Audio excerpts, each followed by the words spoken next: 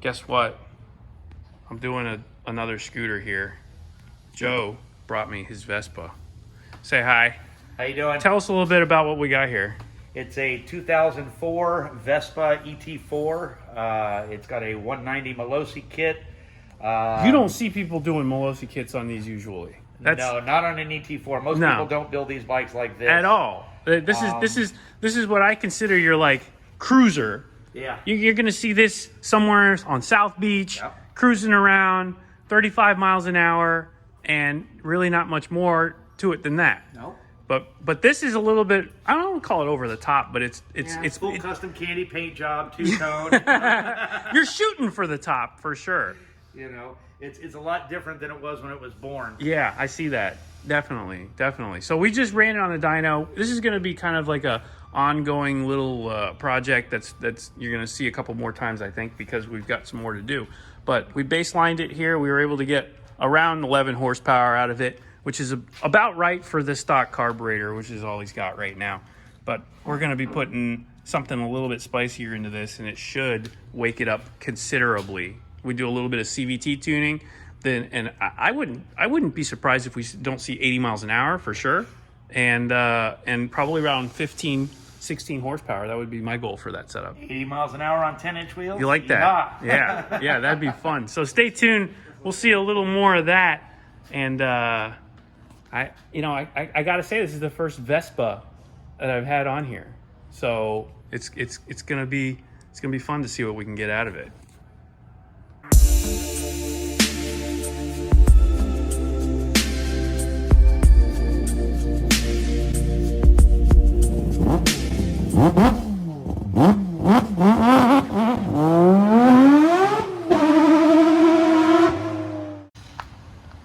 So I'm working on it, as you guys know. We've got this thing pretty much done. I added a foot throttle.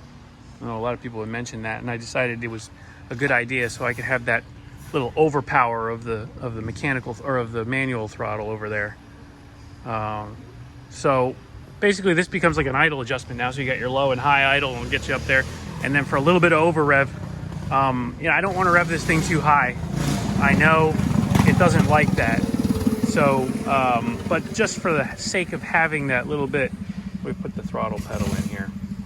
So we still have a governor in place for that throttle, but this will override that and just kind of give me a little bit more.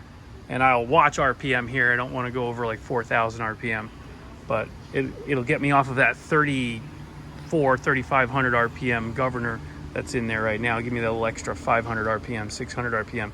So this basically just pulls on a cable here, and the cable then mounts in here. I built a stay for it, and it's a little hard to see. Let me see if I can get in here. Here you can see it's just a guide. So right now it's at full throttle, and then when the governor kicks in, it pulls, moves this lever all the way there, and then the cable will pull it back, keep it from going to the governed throttle setting. So there you go. Not too shabby. I think it works pretty good. It's not very intrusive. It's kind of small, and it will give me that little extra. So if you want to do something similar, you can do that yourself as well.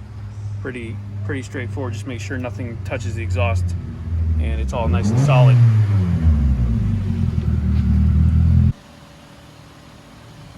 For those of you who have never seen it, this is my beloved Miata Skeletor. I named it Skeletor because it's skeletal inside, as you can see. Interior is completely gone. We've got really lightweight Ultra Shield seats. I built a brace bar that goes to the back of the seat, as well as Blackbird Fabworks cage with door bars for extra safety, because I took out all of the door structure here. Those are to open the doors. Got a quick release hub, pretty cool there. Mega squirt, but the gem of this car is really under the hood. I'll show you guys. We got the Koenig wheels.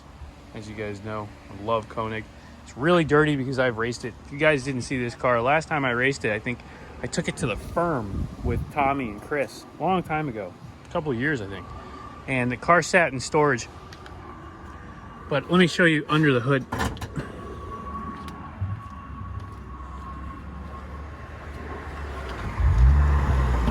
What's cool about this is it's got ITBs.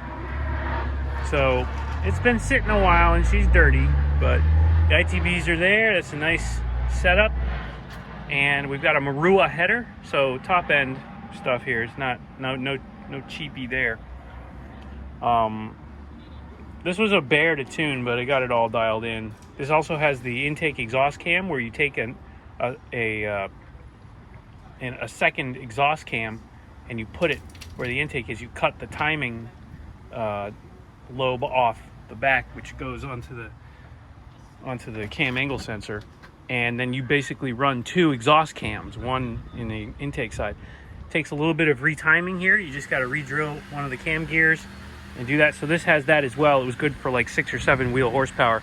This car made 141 wheel horsepower on my dyno on the E85. Has upgraded injectors and fuel pump and stuff for it. But we're back on 93 now because this car is going up north.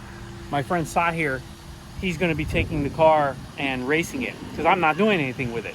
So I told him to just take the car, and he's going to take it up north. Hopefully he does some video so I can post it up and show you guys, because I've done a lot of dialing on this car to get it where it is now. It's got coilovers. It's a old ISR coilovers from Njuku, and you see I cut my own vents into it, cut reliefs in the fenders. I did quite a bit just to maximize this setup, and it worked really well. I did a few GT races with it and didn't do any autocross with it, honestly. I was more into the circuit racing than the autocross, more like time attack stuff.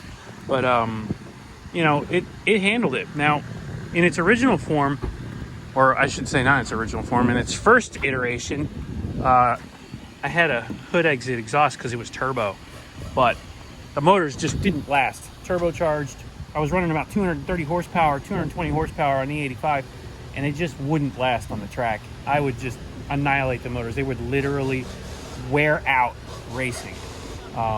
Lose compression, the rings would just lose their spring, and it wasn't a, the motor wouldn't fail. It would literally just wear out. Crazy. Sitting at 8,000 RPM the whole time. So anyway, on the NA setup, I've been able to basically make it bulletproof the way it is, and I've been racing this car for years like this. Same tranny, same motor, and rear end has the VLSD, or yeah, I think it's a VLSD on this one. Rear end, so it's a pretty good little setup, and it shows because it turns some good times at the track. Anyway, I wanted to show it to you guys because I kind of wanted to reminisce a little bit, because this is it. This is probably the last time you're gonna see it. It's gonna be leaving this week. It's got upgraded brake pads. That's it, because the car's super duper light. I don't remember the exact weight, but I know I took out about 340 pounds of weight out of the car. So 340 pounds gone after all of said and done. Did add in the cage after that, which is probably 70 pounds or so, 60 pounds, maybe a little bit less. So there is a little bit of weight back in it, but that's for safety, and you need that with these cars, because if you roll one of these, you are not protected, and this gives you protection. So just a great combination of parts on this car. I'm really happy with how it turned out, and I was really happy with how it performed as well. It never let me down. The motors that I did go through on turbo still didn't let me down. I was able to race and continue racing. I just had to keep changing them. But now that doesn't happen anymore. This ITB setup is fantastic. On pump gas, it made 120, I think it was 125 or 126 wheel horsepower, and that's a great upgrade over stock, which is like 90 horsepower. So 25 to 30 horsepower over stock with the ITBs, and again tuned on Megasquirt. So if you have one of these and you want to do an ITB setup, just be wary, because they are very finicky. It's not the easiest tune. It takes me a very long time to do it, but I am willing to do it. It's an expensive tune. So let me know if that's something you have and you've had trouble getting it set up. I can help you out. As you can see, we put the race equip harnesses in it as well. I decided to do 2 seats. I had 1 seat in it for a long time just for less weight, but the seat only weighs like 7 or 8 pounds. It's really, really light. And then the harness weighs another 2 or 3 pounds. So, you know, that's not going to hurt anything.